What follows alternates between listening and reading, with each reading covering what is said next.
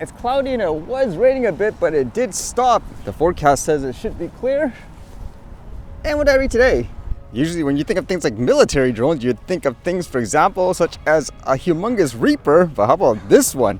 It was developed by the National University of Defense Technology in Hainan, and it's a bionic mini robot drone basically that looks like a mosquito. It copies a lot of its characteristics, and again, it's meant for stealth operations. As well, due to its size, it's supposed to enable it to get into places where other, drones couldn't. I guess that's not too hard to believe. It can pretty much go through, trees, little cracks in walls and so forth. Apparently, the wingspan of this drone is about 200 millimeters. It weighs about 4.21 grams, and they say it could travel about 3 kilometers. With people being able to control this with their smartphone, can you imagine average people just using stuff like this, so high tech and all that? I wouldn't doubt that in the future anyways.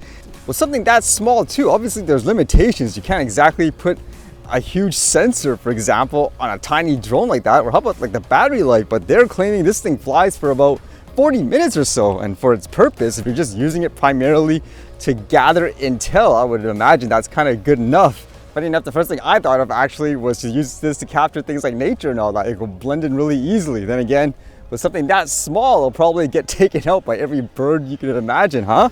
With that, how about larger drones in relation to that story of Iran versus Israel, where apparently various images were released again in terms of things like the factories. This one here says, drone factories, camouflage trucks. Iran releases images of Israel's covert operation. The Israeli drone successfully neutralized several of the Islamic Republic's anti-air defense deep inside its territory. What is particularly surprising is that some of these drones were manufactured in covert production facilities deep within Iran. Iranian state TV has broadcast images showing camouflage lorries and vans that were used to transport the drones, as well as images of the makeshift FPV factories. That's a real breach of security, being able to actually manufacture it inside the area as well. It says the Israeli attack on Iran began on June 13th. Its first targets were commanders of the Revolutionary Guard Corps, nuclear scientists, and military and nuclear facilities. Eyewitness report that from the very first moment, small drones and FPVs were seen or heard in the skies of several Iranian cities, particularly Tehran. Video released by the Israeli Defense Forces show these small drones attacking Iran's missile systems. Additional footage reveals the drones being launched from inside Iran, demonstrating their use against targets within the country. I suppose this is psychological warfare in terms of just showing what they did in hopes to scare them off, I guess, and make them paranoid in every single way. But again, no end in sight so far anyways. And here there was so much controversy, as apparently it had to do with a street sign and the renaming of it. Look at this sign at first. Would you know what this means or even how to pronounce it? I wouldn't anyways. So how exactly do you pronounce this? I'm probably butchering it. It's šxŭməthkվəy əmasəm.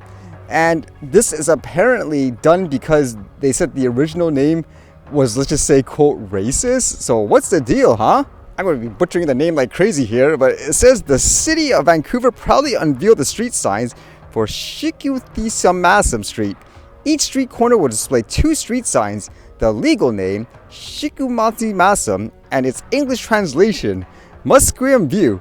This is the first street sign in Vancouver featuring Musqueam's traditional language, šxŭməthkվəy, if that's how you say it. It says the street, formerly known as Trutch Street, is a residential north-south street in Vancouver's Kitsilano neighborhood. The street was previously named after Joseph Trutch, BC's first lieutenant governor, who is recognized for his deeply racist views and policies that caused lasting harm to the First Nations communities in British Columbia. Renaming Trutch Street is an important act of reconciliation that acknowledges our painful past and moves us towards a more inclusive future.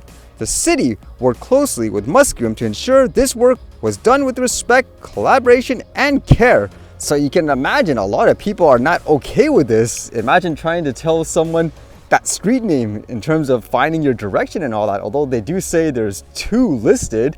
So as they mentioned, they had to change the name because they felt the person that it was named after did extreme harm, for example, I guess, to First Nations, so they wanted to get rid of it. However, some people are saying this is too hard to pronounce, and as well, people are kind of dubbing it as, quote, woke virtual signaling over functionality per se.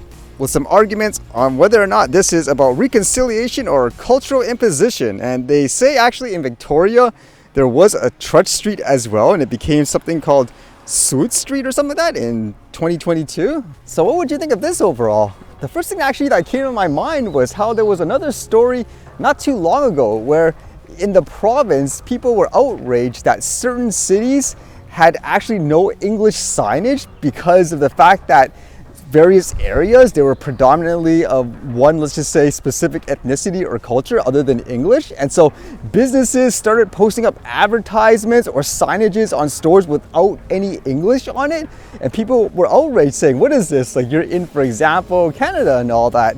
So eventually there was a rule put in place where you have to have some kind of English signage in general. So it makes me wonder, is that kind of the same thing in this regards too? Where if you are in, let's just say, Canada, it is predominantly English and all that, that's the official language, as well as French. Should it be more of a requirement to have stuff like that? Or would you say, no, it's completely different because this topic, as they mentioned, is about things like reconciliation and all that? But I think I'll actually go down that way today just to see what it's like actually. But what would you think in this case?